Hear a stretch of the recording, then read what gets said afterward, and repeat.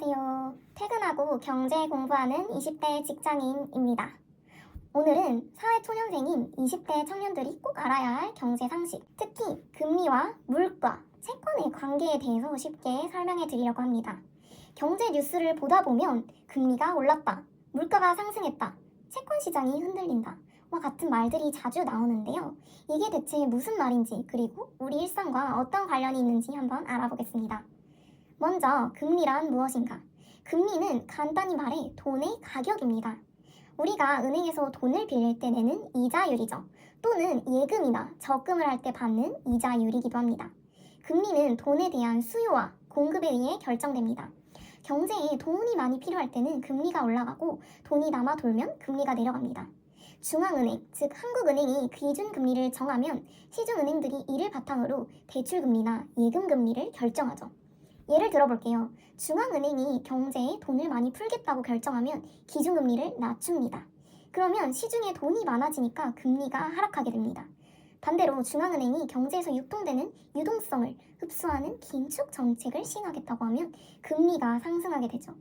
그러니까 보통 경제의 활성화가 필요하다 하면 대출 금리를 그래서 이러한 금리 변동은 우리 일상생활에 직접적인 영향을 미치는데요. 금리가 오르면 대출 이자 부담이 커지고 내려가면 이자 부담이 줄어들거든요. 물가는 상품과 서비스의 가격 수준을 의미합니다. 물가가 지속적으로 오르는 현상을 인플레이션이라고 하죠. 그래서 이러한 물가와 금리는 밀접한 관계가 있습니다. 인플레이션이 오르면, 즉 물가가 오르면 금리도 따라서 오르는 경향이 있습니다. 간단한 예시를 들어볼게요. 은행에서 돈을 빌려주면 3%의 이자를 받기로 했는데 물가가 5% 올랐다면 어떻게 될까요? 실질적으로 은행은 손해를 보게 됩니다. 화폐의 가치가 5% 떨어졌는데 받는 이자는 3% 뿐이니까요. 그래서 은행은 물가 상승에 대응해서 금리도 같이 오르게 됩니다. 실제로 지난 50년간 미국의 소비자 물가 상승률과 미국채 10년물 금리는 비슷한 방향으로 움직였어요. 1980년대 초반 소비자 물가 상승률이 10%를 넘었을 때는 미국채 금리도 10%를 넘었고 저물가 기조가 굳어진 2010년대에는 금리도 2%로 낮아졌습니다. 다음은 채권의 개념과 금리와의 관계입니다. 채권이란 정부나 기업이 자금을 조달하기 위해 발행하는 일종의 빚 증서입니다. 당연히 정부나 기업도 자금을 조달해야 되는데요. 즉 돈이 필요한 거죠. 그래서 돈을 빌리고 이자를 갚아나가는 그런 채권이라는 것을 발행하게 됩니다. 그래서 우리가 채권을 사게 되면 정해진 기간 동안 일정한 이자를 받고 만기가 되면 원금을 돌려받게 됩니다. 여기서 중요한 점은 금리와 채권 가격의 관계입니다. 이 둘은 반대로 움직이는데요. 금리가 내려가면 채권 가격은 올라가고 금리가 올라가면 채권 가격은 내려갑니다. 왜 그럴까요? 간단한 예를 들어보겠습니다. 여러분이 연 5% 이자가 붙는 채권을 100만 원에 샀다고 가정해 볼게요.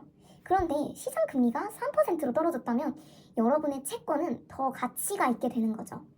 이제 새로 발행되는 채권은 3%의 이자밖에 주지 않으니까요. 그래서 여러분의 5% 채권의 가격은 올라가게 됩니다. 반대로 시장 금리가 7%로 올라가면 여러분의 5% 채권은 덜 매력적이게 됩니다. 새로 발행되는 채권이 더 높은 이자를 주니까요. 그래서 여러분의 채권 가격은 떨어지게 됩니다. 이러한 관계 때문에 채권 투자자들은 금리 전망에 촉각을 곤두세우고 있습니다. 금리 하락이 예상될 때는 채권을 사두면 가격 상승으로 이익을 볼 수 있고 금리 상승이 예상될 때는 채권을 팔아 손실을 방지할 수 있기 때문이죠. 그럼 이 주식시장과의 관계는 무엇이 있을까요? 이 금리와 물가는 주식시장에 큰 영향을 미칩니다. 일반적으로 금리가 오르면 주식시장에는 부정적입니다. 이유는 세 가지예요. 첫째, 기업들의 대출 비용이 증가해 수익성이 약화됩니다. 둘째, 소비자들의 대출 이자 부담이 커져 소비가 줄어들고 기업의 매출이 감소합니다. 셋째, 안전한 채권의 수익률이 높아지면 상대적으로 위험한 주식에 대한 투자 매력이 떨어집니다. 여러분 한번 생각해 보세요. 금리가 오르면 예적금 금리도 오르죠. 금리가 5% 이상이다 아니면 4% 이상이다. 그 정도의 주식 수익률을 벌기 어려울 것 같다 하면 안전하게 금리가 높은 예적금에 투자를 하겠죠. 반대로 금리가 내려가면 주식시장에는 긍정적인 영향을 미치죠. 금리가 지금처럼 3% 이하이다. 내가 주식시장에서 3% 정도는 벌 수 있을 것 같은데 굳이 예적금에 나의 돈을 묶어놓지 않겠죠. 쉽게 말하면 이런 겁니다.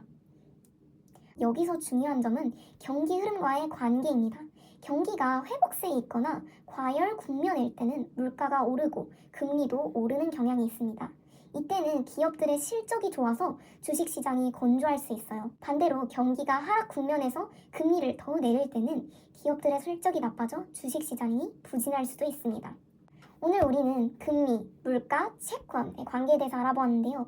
이러한 경제 개념들이 처음에는 복잡하게 느껴질 수 있지만 기본적인 원리를 이해하면 경제 뉴스를 읽고 재무 결정을 내리는 데 큰 도움이 될 것입니다. 금리는 돈의 가격이고 물가는 상품과 서비스의 가격 수준입니다. 그리고 이 둘은 서로 밀접하게 연관되어 있죠. 또한 금리와 채권 가격은 반대로 움직인다는 점도 중요합니다. 20대의 가장 큰 자산은 시간이라고 합니다.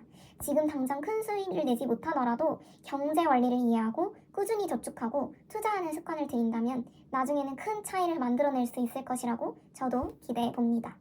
오늘 영상도 도움이 되셨기를 바랍니다. 안녕.